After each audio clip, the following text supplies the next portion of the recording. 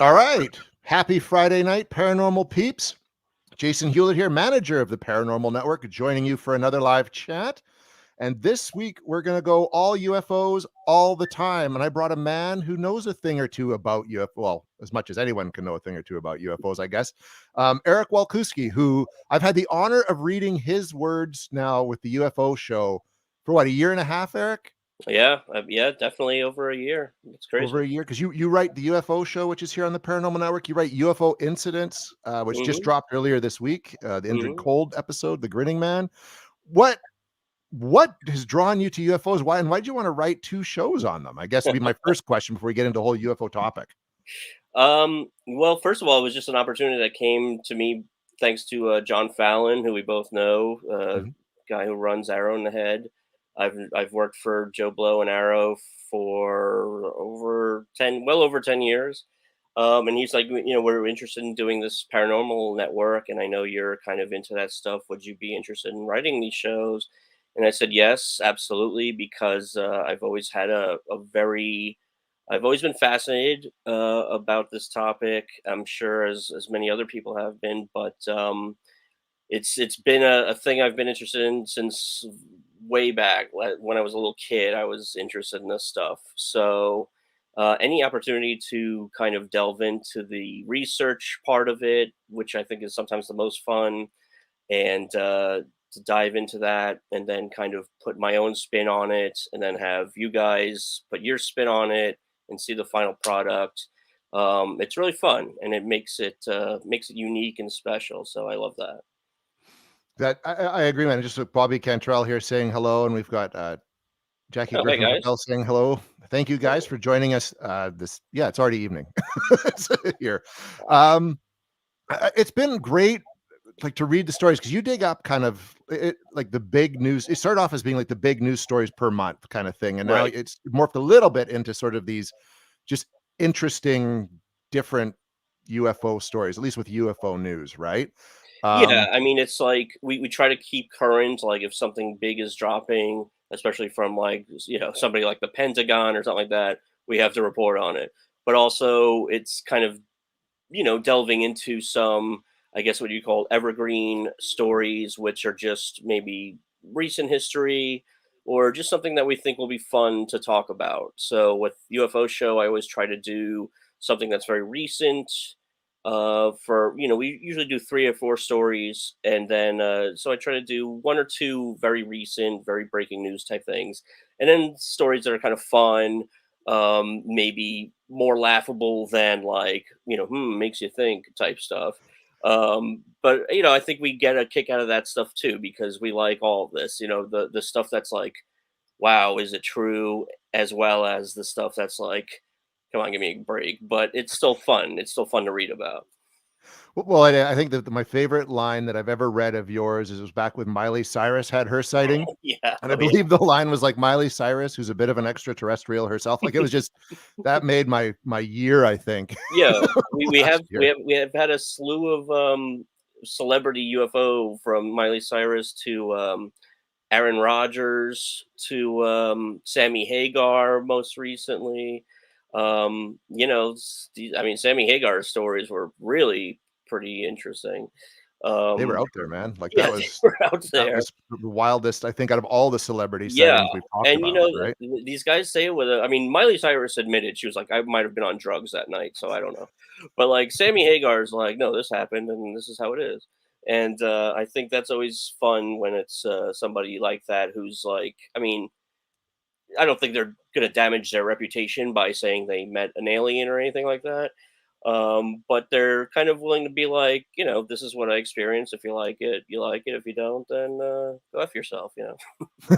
Basically, right? You can take I it or got leave it. You can take it or leave it.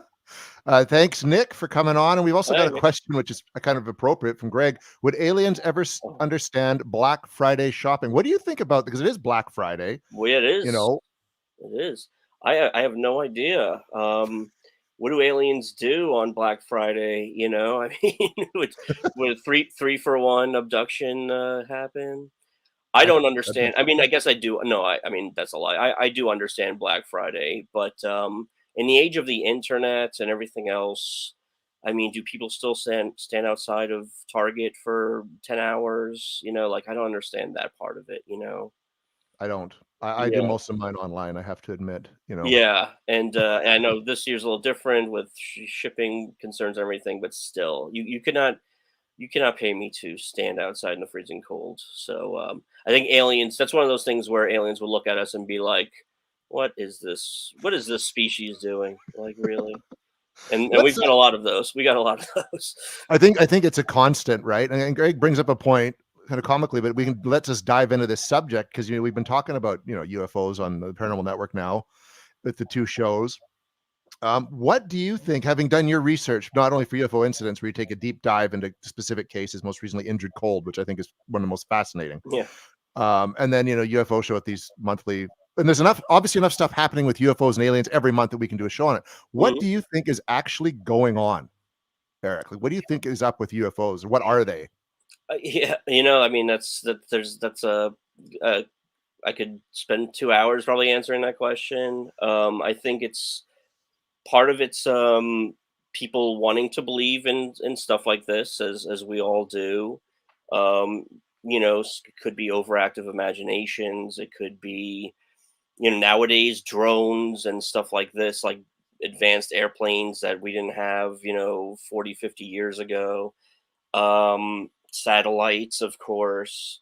But when it comes to like the real close encounter stuff, I don't know. It's a case by case basis. I mean, some of these, like the Injured Cold stuff, for example, which is such outlandish. It's so outlandish, but and yet these people like put their names out there on the line to tell these stories. They were not looking for paychecks or anything like that. And the same with the Flatwoods monster story that we did the month prior. They stuck by their stories for 50, 60 years. And again, they were not trying to become famous or anything. They were just like, this is what happened. And again, like with Sammy Hagar, it's like, if you like it, you like it. If you don't, screw off. Um, but I don't know. I think it's just we're also curious about it, and we're all kind of eager to see if it's true. And maybe a portion of us take it a bit too far and see something and go, "Oh yeah, that's definitely 100% a UFO. I definitely saw an alien. Case closed." I'm definitely more. I'm a healthy skeptic, but I believe some of this stuff. Especially when you have the Pentagon acknowledging it and former military people saying we don't know what we saw. That's interesting. So that stuff is interesting to me. I think it's interesting to the public, but I don't know. I mean, I'm still pretty sure 90% of the stories we hear are questionable at best. I'm kind of, and I find that someone who's a paranormal investigator as well, most of it is going to be explained away, and I think a lot of what we're seeing is just advanced spycraft, right? Yeah, sure. Flying around, developed at Area 51, not maybe from alien technology, but you know what Right. I mean? Yeah. And that's what I think a lot of the sightings in the 60s and 70s, is all it's advanced aircraft during the Cold War. Yeah. Um, Yeah. but I think, like you say, there's those some like the Tic Tacs, and then the craft that come out of the ocean, which you Yeah. can't explain that easily, right? Like it's Right. just not that easy. Right. And it's stuff like, yeah, when you see that vehicle go into the ocean, go under it, come out, and they're putting it out there. I'm sure the heavy conspiracy theorists would be like, well, that's false flag stuff. That's just to get you to pay attention to that, not this. And I go, you know what? Sometimes like a cigar is a cigar.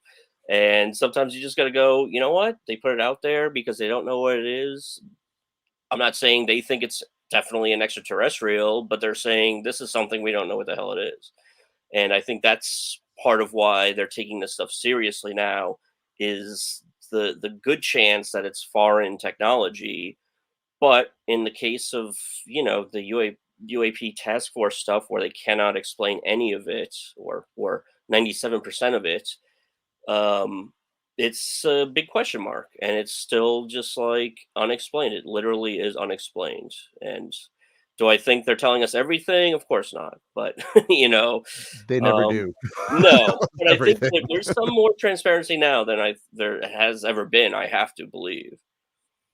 This is an interesting question. Do you think aliens have holidays, and what do you think they would call them? Okay.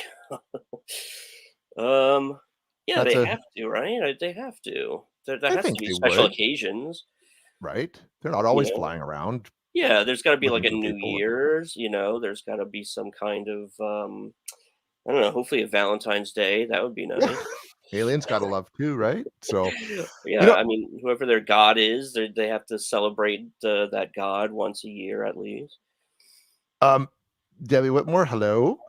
Hello. One thing tying into when we were talking about the task force there a little bit. Now that you're going to talk about it more on the on an upcoming UFO show, but Mhm. made an announcement how they've changed the name, Eric, or something Yeah. like that. That's a kind of a good topic to jump into here. That's fresh. What is the gist of that? So the You can, UAP task force, which was created some months ago, um, the Department of Defense has updated the establishment, and now it's being called the Airborne Object Identification and Management Synchronization Group, or that's a heck of a mouthful. AOMSG for short.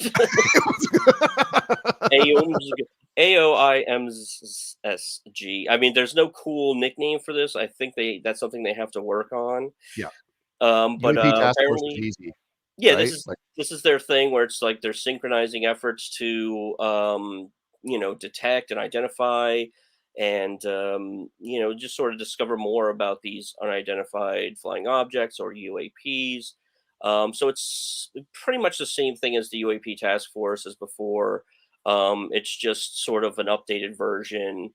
Um, and I mean, I guess one way to look at it is it's another step in the direction of the government and the Pentagon and all these people taking this stuff seriously and hopefully being more transparent about it.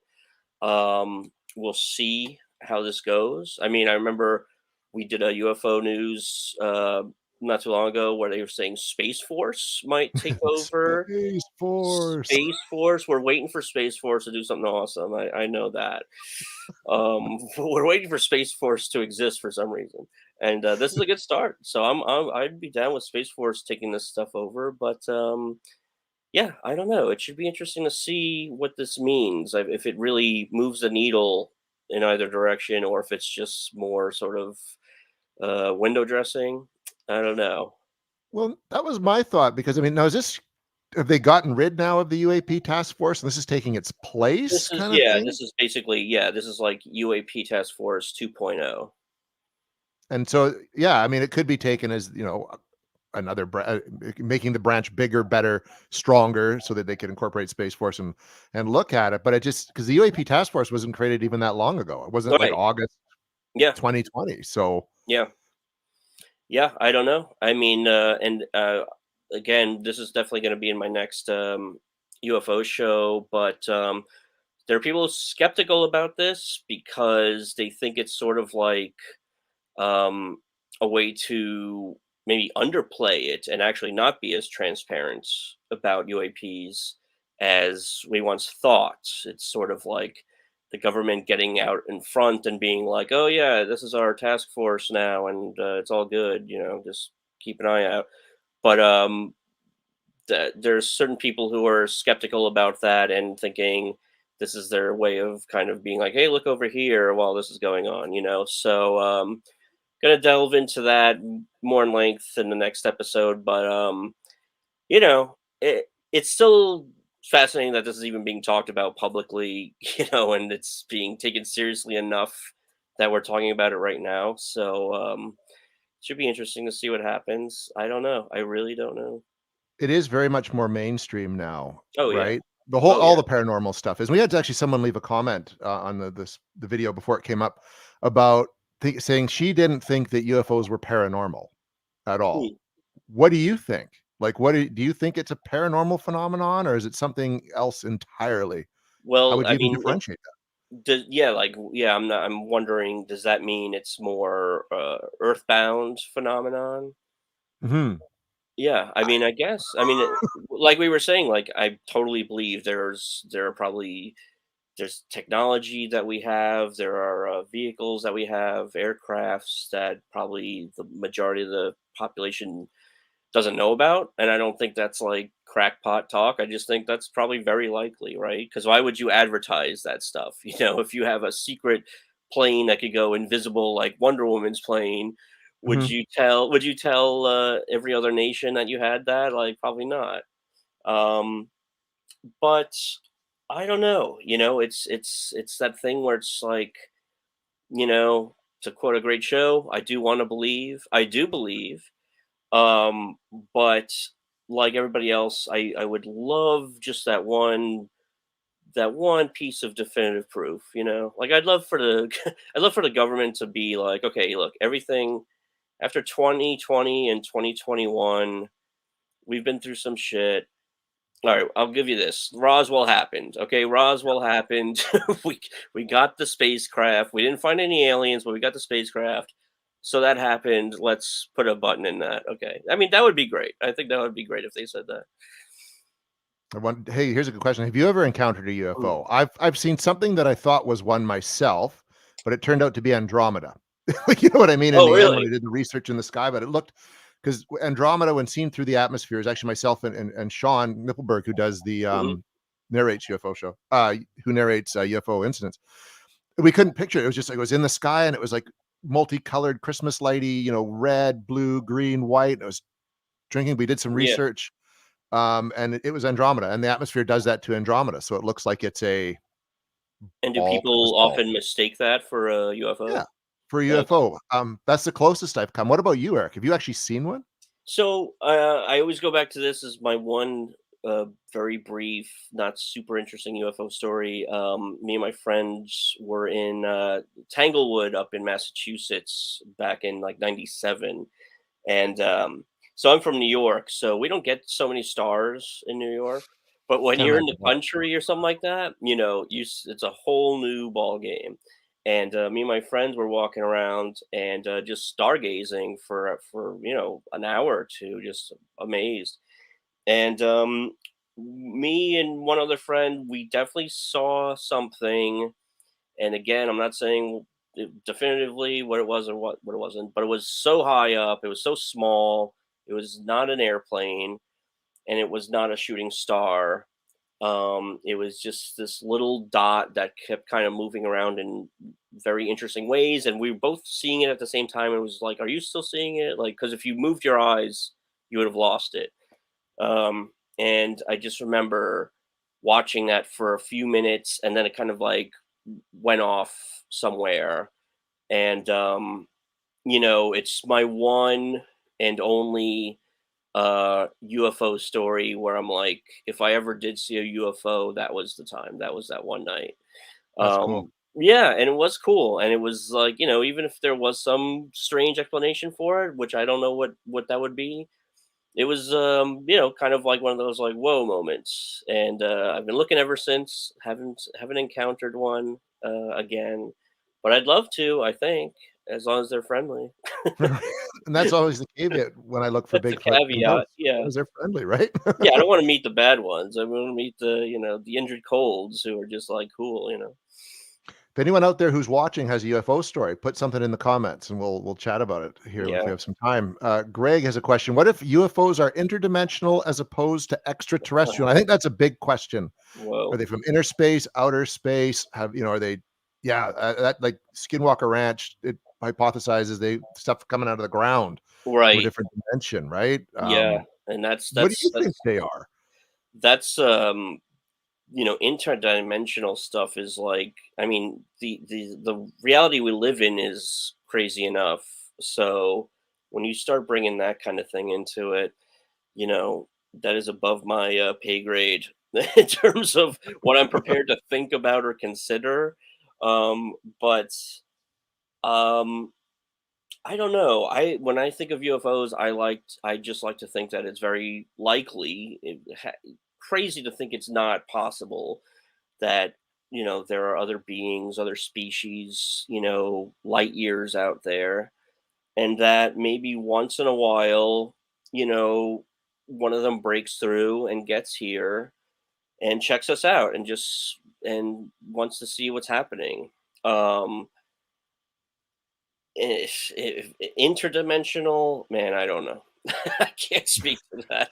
I really can't. I just think that 100% that there are life forms out there up in the sky. Um, what are the chances that they're coming here super often? That I don't know, but with the evidence that keeps kind of popping up, especially these last 2 3 years, it doesn't seem quite as crazy anymore that it's possible. And that they would be checking out our military bases first and foremost, right? Because that seems to be they're attracted to that.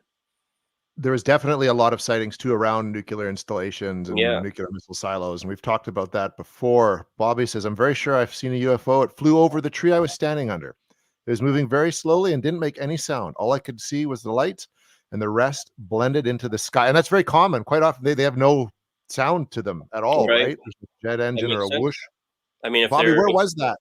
If you can let us know where that was, I'd be curious to know where that was. yeah, yeah, that would be interesting to know. And yeah, I mean, you have to figure if they're that advanced to go however billions of miles it might take, that they could be it would be soundless, it might be invisible. I mean, it's the possibilities are endless. I mean, it may be most likely that they're visiting here all the time and we have no idea because we can't see them. That's a big thing. 'Cause they could be in, like you said, like Wonder Woman's invisible Yeah, plane, right? right. Like I mean, because like they come all the way here and they have these like little flashing strobe lights. It's like, with guys, music and loud tech engine. dudes, I see you right there. You're right there. Um, one thing I think, if you've read Keel, right? Like Mothman Prophecies, Yeah, sure. like the book, and his Oh, whole yeah, yeah. ultra terrestrial theory that they've been here all along and they kind of come from a different dimension. Right. And and that he was saying how that kind of explained, back in the day, like the chariots of the gods, people were seeing what looked like chariots in the sky. Then in Victorian era, it was like flying airships. Now they look like the stealth bombers. That they kind of adapt their look to suit the era that they're in. But they're here all along, and the Yeah. interfolds and all that stuff. Right. What do you think about that? Because I find that almost to me the most fascinating UFO angle than just being beings Absolutely. from space, right? Yeah. When I think when you think of like hieroglyphs and drawings from old civilizations that showed us things that were baffling. The Aknasazi uh, tribes drawing like reptilian monsters and stuff. You're just like, what's that all about? Um, I think that is fascinating, and it's maybe this, in a weird way, the scariest possibility, even though, as far as we know, they're not harming us in any way. It is kind of eerie to think that they've been here all along. The call is coming from inside the house. Right? I mean, that was happened in War of the Worlds, right? Like the things were already here. They just needed like some pilots, and then the machines hopped out of the ground. Yeah. So like that's a super interesting theory, and you know it might explain some things. It's like, why are they popping up now? Because they're not falling out of the sky. They're kind of like literally under the radar. They're already here. Yeah. That's Oh, he or are they said, coming through in a because I know that, I read the book Hunt for the Skinwalker, and they talked about how they had all this fancy scientific equipment, and they could see the things with their own eyes, like the yeah. beings coming through in the orbs, but you couldn't pick anything up on any of the video cameras, like, they just wouldn't come through, and I find that really scary because then they could almost be flying around all the time. Well, that's what we're seeing with some of these, military stories that have been popping up. Is that the pilots are seeing them with their own eyes and they're recording. Sometimes they're on radar, and sometimes the radars aren't picking them up at all. And with the Pentagon report that came out, it was like, you know, it wasn't radar malfunctions. It wasn't machines weren't working. It just wasn't being picked up. And that's unusual. If it was a normal airplane or something tangible that we know about, they would have arrived on radar or one of these instruments. And when nothing's picking them up, but people are seeing with their own eyes, and it's not a weather balloon or anything like that, that's a head scratcher for sure. Absolutely. So Bobby's encounter was in a small town called Irvington, Alabama. All right, let's go. Road trip. I agree. I'm up for that. Oh, We've here's also a got here Robert Baker. I was followed by a UFO for 40 miles. I crossed over the lake by way of a sandbar. This was 25 miles into our trip, was flying at 65 miles per hour, about 3 feet above the water, side by side with my car. And we've heard stories about that too. That they whoa. will pace aircraft, cars, vehicles, right? Like Yeah, that'd be yeah. scary. Well, yeah, Like, and some of the airplanes too. I mean, it seems like these UAPs kind of like keeping pace with the airplane in an interesting way, flying parallel to them.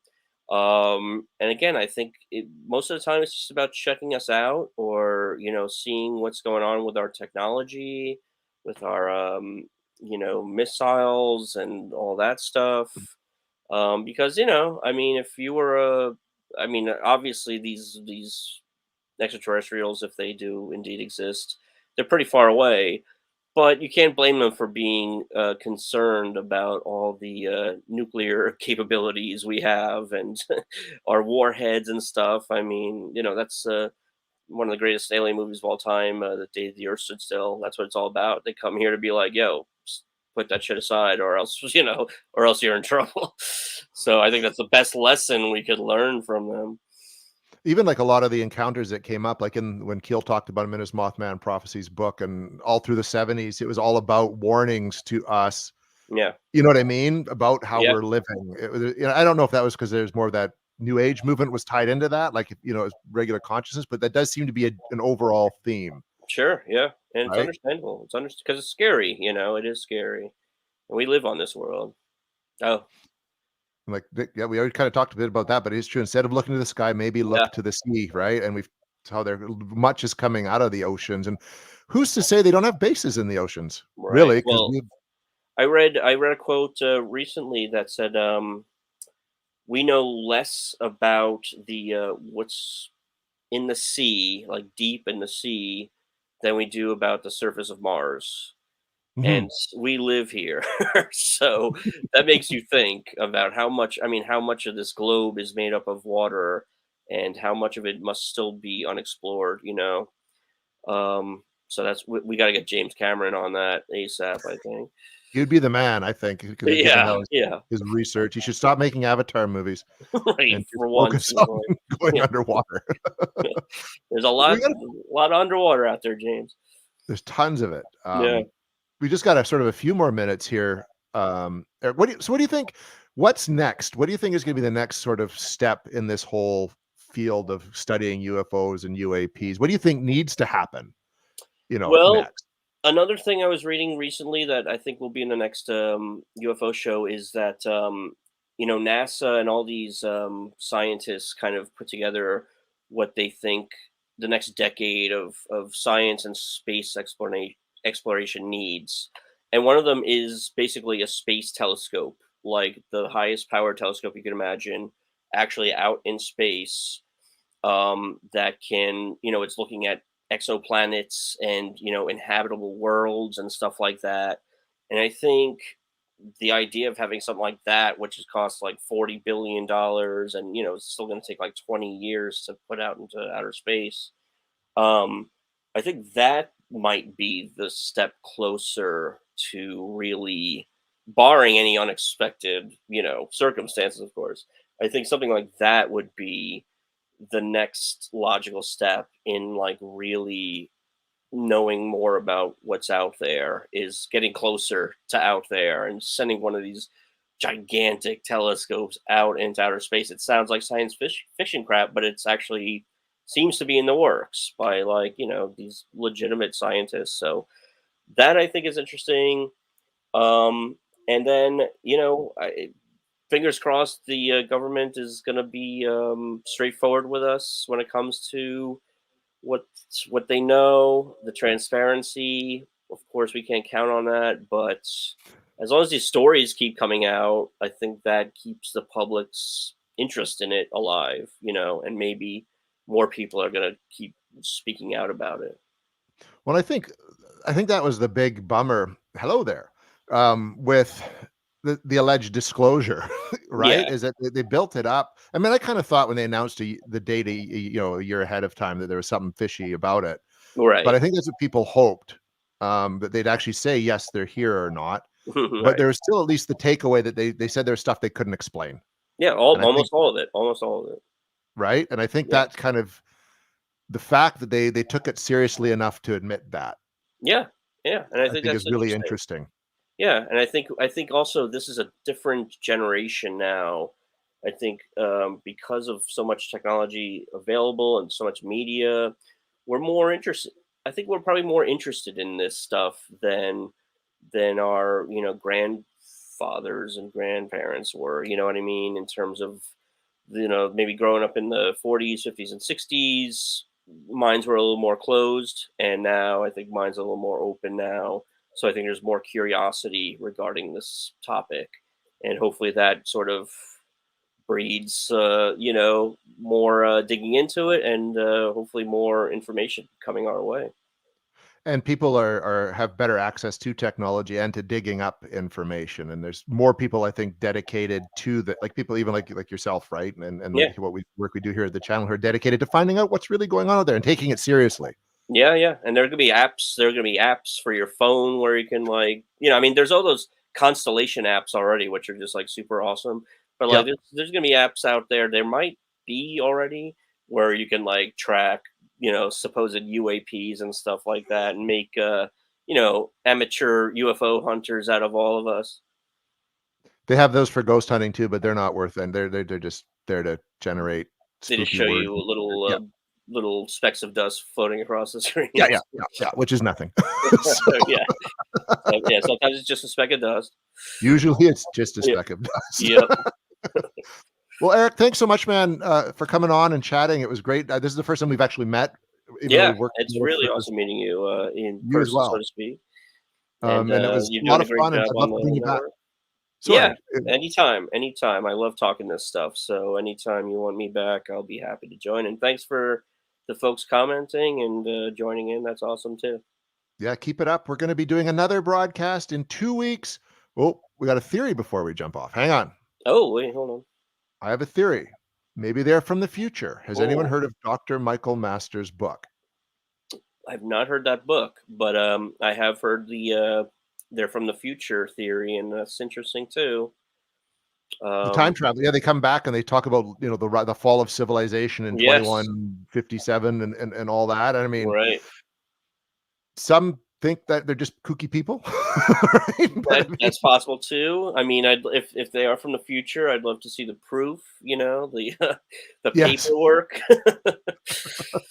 Question the and be guy on like, look, if TikTok you for guys the don't clean future. up your act, the world is going to end. So let's get it together. I mean, I think we could appreciate that message. Don't hide it if you're from the future.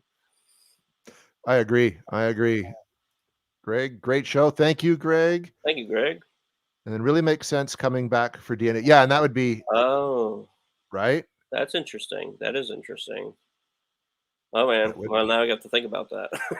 That has to come up in a future UFO show Yeah, episode, I'm I gonna have to think. delve into that. Thank you for that comment. Yeah, I mean the possibilities are endless, and I think that's what's kind of cool about it. Yeah. Um, and that's what keeps us interested, and that's why we keep digging into this stuff. Well, that's it. And then we got to check out Real UFOs by Keith Chapman on his Oh, he's YouTube got channel, I proof. think, too. Okay, I'm And we'll into get it. into that. I'll All dig right, in. everyone. Thanks for coming on. I'll be back in 2 weeks with a new topic and a different guest, I believe.